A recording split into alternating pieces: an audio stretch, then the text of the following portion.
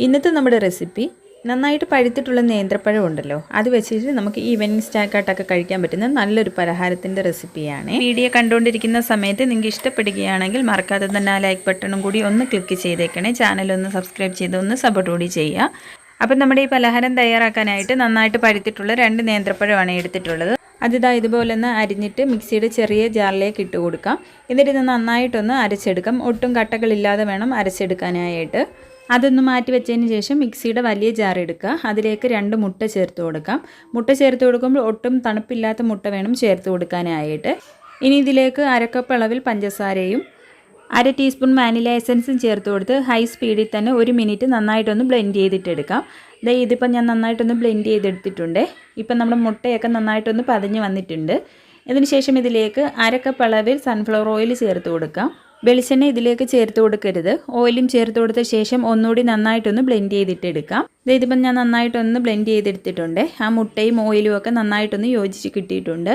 ഇനി ഇതിലേക്ക് 1 കപ്പ് അളവിൽ മൈദ ചേർത്ത് കൊടുക്കും. അതിൻ്റെ കൂടെ തന്നെ 1/2 ടീസ്പൂൺ അളവിൽ ബേക്കിംഗ് പൗഡറും 1/4 ടീസ്പൂൺ അളവിൽ ബേക്കിംഗ് സോഡയും 1/4 ടീസ്പൂൺ തന്നെ ഉപ്പും കൂടി ചേർത്ത് കൊടുക്കാം. ഇനി നമ്മൾ നേരത്തെ അടിച്ച് വെച്ചിരിക്കുന്ന നേന്ത്രപ്പഴത്തിൻ്റെ ഒരു മിക്സ് ഉണ്ടല്ലോ, അത് മുഴുവനായും ഇതിലേക്ക് ഇട്ട് കൊടുക്കാം.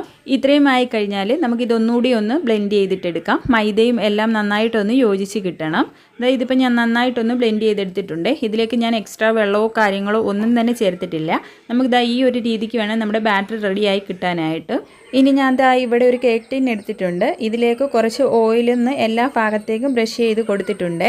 ഇതിലേക്ക് നമുക്ക് വേണമെങ്കിൽ ബട്ടർ പേപ്പർ വെച്ച് കൊടുക്കാം. ഞാനിപ്പോൾ ഇതിലേക്ക് കുറച്ച് മൈദയൊന്ന് ഇട്ട് കൊടുത്തിട്ട് എല്ലാ ഭാഗത്തും ആക്കി കൊടുക്കുന്നുണ്ട്. ഇങ്ങനെ നമ്മൾ ചെയ്യുകയാണെങ്കിൽ ഒട്ടും തന്നെ ഇതിലേക്ക് ഒട്ടിപ്പിടിക്കുകയോ ഒന്നും തന്നെ ചെയ്യില്ല. ഇനി ഈ പാത്രത്തിലേക്ക് നമ്മൾ റെഡിയാക്കി വെച്ചിരിക്കുന്ന ആ ബാറ്റർ ഒഴിച്ച് കൊടുക്കാം. ഇതിന് 2-3 തവണ നന്നായിട്ടൊന്ന് ടാപ്പ് ചെയ്തെടുക്കാം. ആ ഒരു സമയം കൊണ്ട് തന്നെ ഇതിലെന്തെങ്കിലും ബബിൾസ് ഒക്കെ ഉണ്ടെങ്കിൽ ഒന്ന് പോയി കിട്ടും. ഇനി ഇത് കുക്ക് ചെയ്തെടുക്കാനായിട്ട് ഞാനിതുപോലെ ഒരു കുക്കറാണ് എടുത്തിട്ടുള്ളത്. അതിലേക്ക് കുറച്ച് ഉപ്പും അതുപോലെ തന്നെ ഒരു സ്റ്റാൻഡും ഇറക്കി വെച്ചിട്ടുണ്ട്. എന്നിട്ട് ഒരു 5 മിനിറ്റ് നേരം നല്ല ഹൈ ഫ്ലെയിമിൽ വെച്ച് നന്നായിട്ടൊന്ന് ചൂടാക്കി എടുക്കുക. എന്നിട്ട് ലോ ഫ്ലെയിമിലാക്കിയതിന് ശേഷം നമ്മൾ റെഡിയാക്കി വെച്ചിരിക്കുന്ന ബാറ്റർ ഇതിലേക്ക് വെച്ച് കൊടുക്കാം. നമ്മളിത് അടച്ച് വെക്കുന്ന സമയത്ത് ഇതിൻ്റെ വെയിറ്റും അതുപോലെ തന്നെ ഗ്യാസ്കറ്റും ഊരിയതിന് ശേഷം വേണം നമ്മളിത് അടച്ച് വെക്കാനായിട്ട്. ഇനി ഇത് ലോ ഫ്ലെയിമിലാക്കി ഒരു 30 മിനിറ്റ് നേരം നന്നായിട്ടൊന്ന് കുക്ക് ചെയ്തെടുത്താൽ മാത്രം മതി. 30 മിനിറ്റ് കഴിയുന്ന സമയത്ത് ഒരു ടൂത്ത് പിക്ക് കൊണ്ടൊന്ന് കുത്തി നോക്കി അത് ക്ലിയറായി വരികയാണെങ്കിൽ നമ്മുടെ പലഹാരം ഇവിടെ റെഡി ആയിട്ടുണ്ട്.